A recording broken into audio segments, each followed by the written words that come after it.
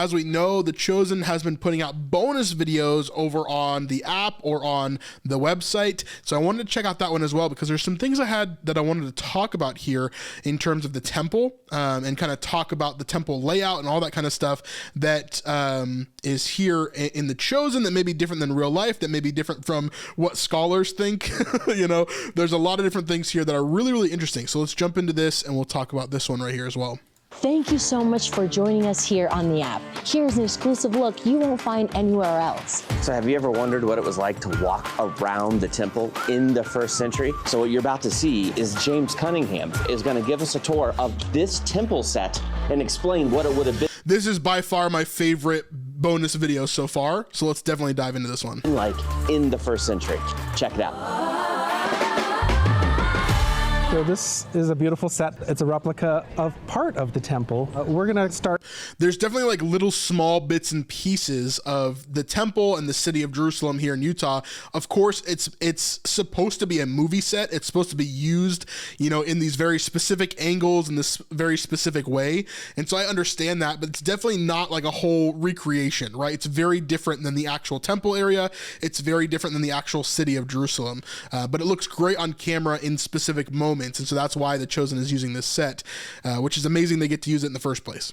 At the Eastern Gate, or the Shoshone Gate, or the Golden Gate, or the Sheep's Gate, which is where Jesus entered in from the Mount of Olives. In actuality, on this set, pretend this set was first century temple, where would it actually be? So it would be kind of behind us. Over here, where there's a blank wall, this is where Jesus would have entered from the Mount of Olives, entering Solomon's porch.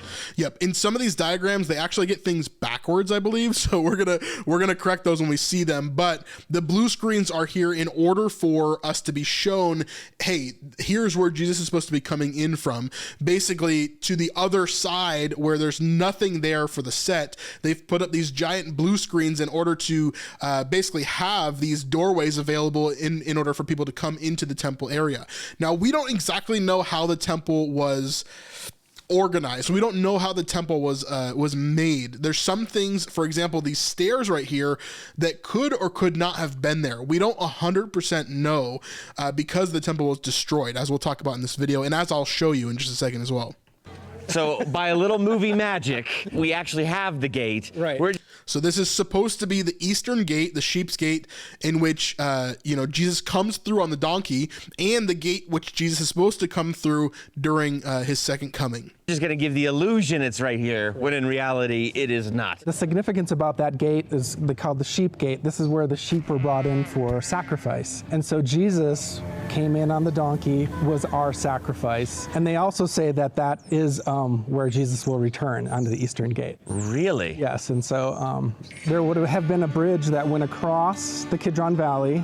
Yep, so you can see right here, over to the right, I'll try to get my mouse over there. If you can see right here, this is the Eastern Gate. About, I don't know, like 20 feet or so below that is the original gate that would have been during the time of Jesus, okay? So this gate right here is actually owned, this whole Temple Mount is owned by the Islamic, you know, community. And so the Muslim people own this whole entire Temple Mount. That's why the Dome of the Rock is built on top of where the Holy of Holies would have been, okay? So you can imagine the bridge that he's talking about would be from here over to here, which Dallas right now is stepping on some Jewish people's graves on the Mount of Olives. I'm not sure that's the most kosher thing you should be doing, but he is stepping on graves there that are on the Mount of Olives, and you'll see another graveyard right in front of the Eastern Gate right here, which is all a Muslim graveyard right here to prevent any of the end time stuff from happening for the Jews to come through this area, which of course we know is not going to help in any way. However, they do own this area, and they have closed up this gate in order to try to shut out some of the rumors of those prophecies and different things happening, you know, during that time. So quite interesting overall, but this is the bridge area where he's talking about here. It would have gone from here across the Kidron Valley right here to the Mount of Olives. So interesting stuff. From the Mount of Olives. And the significance of that is the Kidron Valley is where people were. So those are the gates that I was just talking about that are boarded up now by the Muslim people. And the graveyard in front of that is a Muslim graveyard as well. Buried. And so if you would have actually walked through there, you would be So right here, he's actually flipped it. So he's pointing to the wrong bridge here. So this is the bridge that would be going into the city of Jerusalem, essentially. So not the right direction. This would be the bridge that would go to the Kidron Valley and towards the Mount of Olives over here. So whoever edited this or put the arrow there flipped it a little bit. But essentially, you'd have this over here, which is the bridge from the Mount of Olives going into the Holy of Holies. This would be the Sheep's Gate right here. And then we would have from the Sheep's Gate, you'd go into here, and you see the big Solomon's kind of portico right here, which is this big, porch basically that is around the entire area. Then you have the women's court in the center here, and then into the Holy of Holies, which is this building right here. So you can kind of see how that would work there. And then you have this big Israel pool over here. And then this is the pool of Bethesda right over here, right outside the temple area, right there. So that kind of gives you an idea of what you're looking at here. And you're looking straight towards the east here, which is why I say this is the eastern bridge. This is the eastern gate, because this is kind of the way that we're facing in this photo directly right here. And this is the western wall. This is where the people even today will come and worship. It's right here is where it is. The western wall, the Wailing Wall, you might have heard it. That is right here. And this is Robinson's Arch right here. So a lot of really cool stuff. The Temple Mount area is one of my favorite areas to go in Israel. It's really, really cool stuff. But they have this backwards here. They're talking about this bridge. They're pointing to this bridge here. It's just a little correction there. Ceremonially unclean. Right. When you're coming into the city. And so you'd go over this bridge where all the sheep and people would come through. So that would get you over. So again, you're coming into this doorway here, and then you're going into the temple here. Yep. And you'd still be ceremonially clean where you could enter the temple.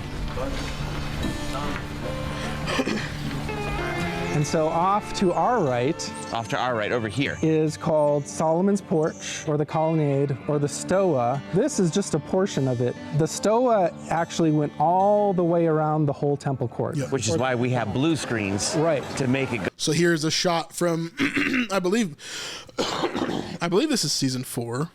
Yeah, this looks like season 4. So you see this shot from season 4 where Jesus sits down, and you see the portico kind of going all around, and then the temple in the middle there. Go all the way around. And this is the portion where Yeah, that's season 4 there. Gentiles could come in. So it was also called the Court of Gentiles. Okay. And so this is So let's go back real fast. Let me show you. Actually, I'll just show you on here. So this is a really interesting thing that I was going to bring up to you guys. This is actually a walkthrough replica of the temple. So right here where we are standing, okay, to give you kind of a perspective, the temple is right in front of us, okay? You can see those burning menorah on the top. Then if we look behind us, this model actually has it so that the gates actually come up with a staircase into the colonnades and into the area here. So this would be the Sheep's Gate right here. They would actually come from below. You'd have a bunch of stairs that would come up and bring you up into the temple. So again, we don't know exactly what this looked like during the time. And so this is one of the guesses that we have, is that basically you would have to come up. I'm stuck. This is not a very good model, is it? There we go. Okay. You would have kind of this steps that would come up into the temple, whereas in the Chosen, they definitely don't portray it that way. And so we see this here. So this area out here, this big open area with the colonnades and everything else, the Stoa, or what we normally call it is a Simon's Portico, at least on this channel, is out here. This is all for the Gentiles could come here. Everybody could come here and they could do different things like trade or have a market or do different things. That was all out here. So this was free to everybody. However, we're going to talk in a second, when you pass this area right here, this changes everything. And there's a sign right here that doesn't say anything in this model. However, in the Chosen, we're going to see what it says here in just a second. So here's that. often where people would preach. And so when Jesus was at the temple, this is probably where he would preach. In here is where all the markets were, like the booths that would have wheat in it for grain offerings. You would have sheep, you'd have doves, you'd have goats, you'd have cows. Oh, bless you. This is where people, when they had traveled in, they would come and buy things for sacrifice, and then they'd bring it to the temple. Are you flirting with the bird vendor? So So just like I was talking about during our Promised Land series segment, here is some of the cast and crew that was part of the Promised Land as well. So you can see her there. I believe she is like the head PA, like she helps with all the stuff, kind of leading all of the production assistants and stuff like that. So, yep. We have a thing. I'll bring this guy. You'll see there's some barriers down there. Those are the point if you're a Gentile or somebody who is unclean because you touched a dead body or were near one, you could not. And there's a lot of other reasons for being unclean as well, right? Anything that made you unclean, whether you're, touching not just dead bodies, but there's other things around you, maybe you got brushed up by a pig, right? Like there's a ton of stuff that could make you unclean. Women, if you're on your period or you've just had birth, for example, all those things kind of make you unclean for a certain period of time, and then you have to cleanse yourself, and then you can go into the temple. Not past that point. There's an inscription on those, and it says, if you cross this and you're a Gentile, they can put you to death. Yep. Whoa. Oh. Yeah, it's basically enter at your own risk. So if we go back to our model here, actually, we can see that that's exactly what these barriers are. Now, this model shows something a little bit different than what we see in the Chosen, right? We see a big barrier around and then one entrance here to the eastern gate. And so if we walk in here, we can see this would be the area not to pass by Gentiles. And then we see these big doors open into what we're going to talk about next, which is the court of women right here. So we'll talk about that right here. A sign in Greek. So that was kind of the barrier where you stop. So we see Dion say, a sign in Greek, because that's his native language, right? Since he's Greek. He sees the sign in Greek, and then he begins to read it and realizes, he can't enter. Yeah. Value to your life, that is. And so that's actually a part of season 5 also. We get to see part of that inscription that was written in Greek and Latin. Very cool. It looks like they've actually made those a little bit better than they were in season 4. When I was there in season 4, those were written, I believe, but they weren't very noticeable. It wasn't as clear as it was right there. So it looks like they made it really, really clear for this scene in particular. Which the Gentiles could read it. Right. And so you had no excuse if you walked beyond those borders. Well, how would people know if you're ceremonially unclean? I think it was just an honor system, probably. Yeah, because you're Jewish. So like if you're going to go in there and you're saying that you're clean when you're unclean, that's a whole different issue. It's definitely between you and God. And you're going to respect, you have to understand, in the Jewish culture, this is the holiest place in the world. If you're unclean, you're not going anywhere near this place. You would revere this place more than anywhere else. You just know before God, you gotta be honest. Hope you're enjoying this video so far. If you want to support us and to see this entire live stream over on our Patreon, you can go to snipesupport.com. This is by far the best way to help support us and to see all the extra content that we're putting out, not only on this channel, but also all of our Israel stuff, as we just came back from an Israel trip not too long ago. So there's a ton of stuff over there to check out if you're interested in some extra content and some really interesting things, biblically, historically, and of course, stuff to do with The Chosen and these other series that we're looking at. So we'd love to see you over there. Let's get back to the episode. And then right behind us is the gate Beautiful, which is where you enter into the women's court. Okay, so you're not allowed. Actually, that's not true. Oh. What? So he can come in? That's not fair. The women's court was the only place women could go. So the women are allowed in this court here. This is the women's court. And in each of the corners of this court is a different room. Now, one thing that you'll realize here as well is all of these different boxes with funnels at the top. This is where they would collect money for different types of things. For example, let's say this box is labeled for the poor, right?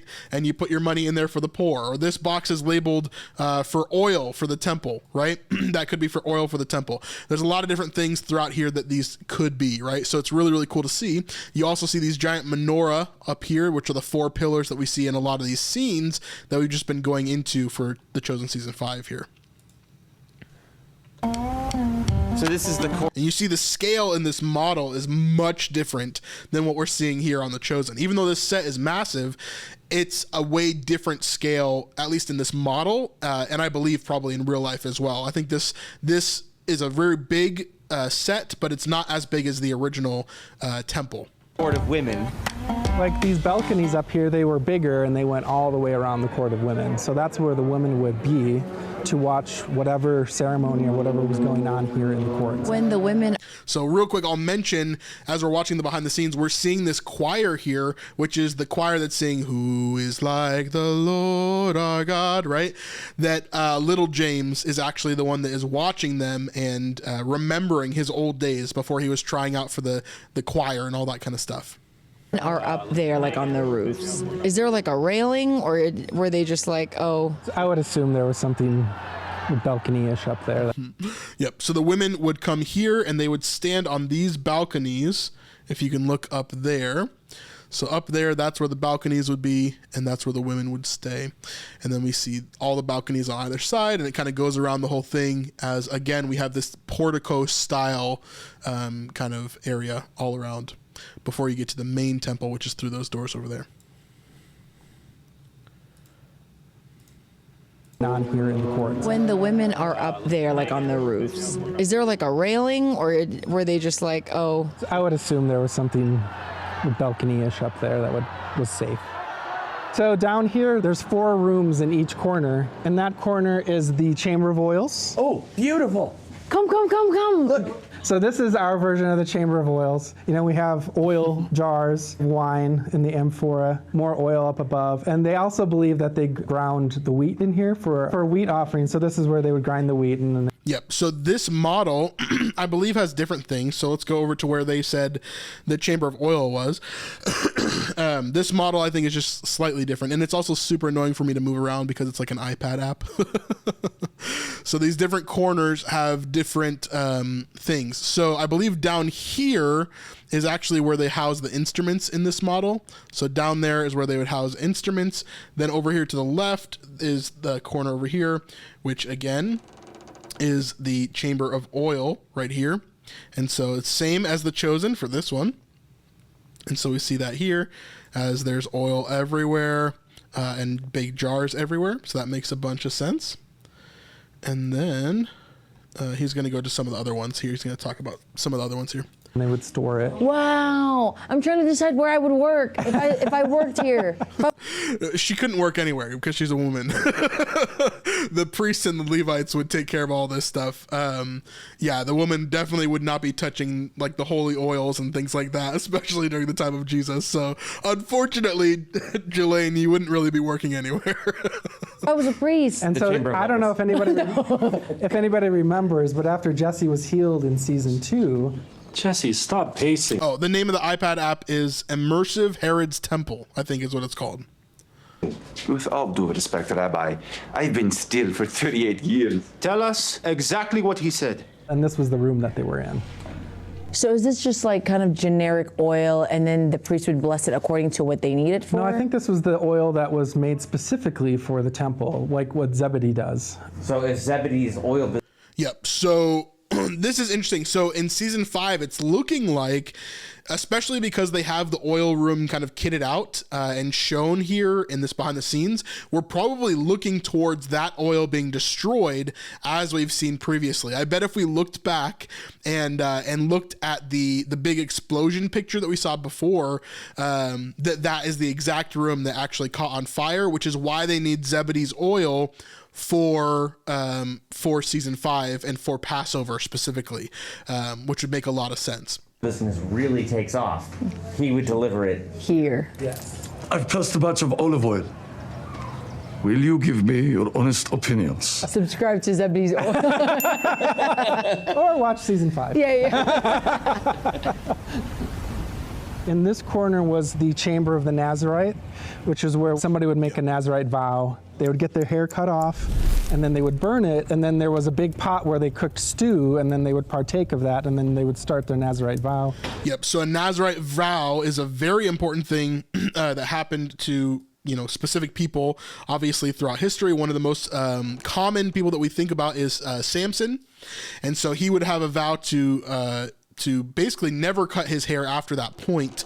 And then certain things like you won't drink alcohol, et cetera, et cetera. But that is this room right here where they would make the Nazirite vows. And I believe this model has the same section here. Yes. So they would have this area where you'd get your hair cut, and then you'd have the pot kind of in the middle where you would make different things. And this is where you'd get these new clothes and all this different stuff to start your Nazirite vow right here. So really, really interesting stuff. Now, I won't go to everything in this model. However, over in the left corner over there, that is the chamber for the lepers, and then another one over here, which we'll get to in the video. I don't know if it looks familiar to you. It's not dressed. This was in the messengers where Jesus was born as well. So no, they wouldn't burn their hair in the stew. They would burn their hair in the fire underneath the stew, and then they would make that stew above it, basically. So no, the hair does not go in the food. And then this corner is the chamber of wood, which is where they stored the wood for sacrifices, for burning. So obviously they would need a lot of wood over in that chamber for sure. But right now, it looks like the chamber of props. And the very far chamber, oh my gosh, I just blanked. I can't remember. The chamber of lepers over there. Oh, it's the chamber of lepers. This is where the lepers came in. Are you a leper? I am not. Oh, thank goodness. Okay. But what's cool, you come through this door. This is also the messengers where Mary was on the donkey. They put a fake door on a wall, and Joseph was trying to get him a room in the inn. Also, this is where they lost Jesus in season 2, episode 1. He's not in his room or anywhere in the house. I checked the alley. We lost him? He's probably not lost. I was thinking season 1, episode 6, when Jesus healed the leper. This is a really, really interesting biblical point. Maybe we'll go back. I'm thinking about going back on this channel, by the way. Let me know what you think in the comments. I'm thinking about going back after we're done with season 4, before we get to season 5. I'm going to go back and do all of season 1 through 3 on this channel, because I have all my chosen stuff over on the Snipe Life, and I don't want to just port over those videos to here, because it would just clog up everything over here. And I think I can do a better job now anyway. Some of those videos are almost 3 or 4 years old now. So I'd love to go back and do seasons 1 through 3 and just do deep dives on all of those episodes again, because there's some really, really cool stuff I'd love to teach about and talk about. So let me know if you would like that idea or not. I'd love to hear it in the comments for sure. Go, show yourself to the priest. Let them inspect you and see that you are cleansed. Make the proper offering in the temple as Moses commanded. And go on your way.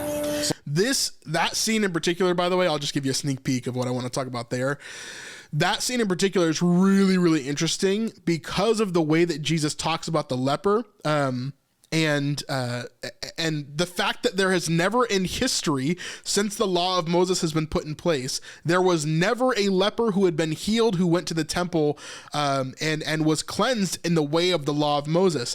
And that is because there has never been a leper, at least a Jewish leper, that was ever healed throughout the entire Bible and throughout the history of the Jewish people until that moment. Okay, so much so that in Jewish writing up to this moment, they would say things like, the only way that we could get a leper to be healed is if the Messiah returns, or if the Messiah comes, right? And so that moment is really, really, really significant to who Jesus is and how he's showing that he's the Messiah. So him sending, because remember, he tells that guy, hey, don't tell anybody who I am. Don't tell anybody that you saw me. Don't tell anybody about me. But I want you to go to the temple and let them know what I've done and tell them to follow the laws that they've never followed before, because there's never been a leper that's been healed. So this chamber of lepers here, while it's been in use to try to heal lepers and different things like that, there's never been a leper that's been healed and gone through the ordinances that Moses commanded in the law.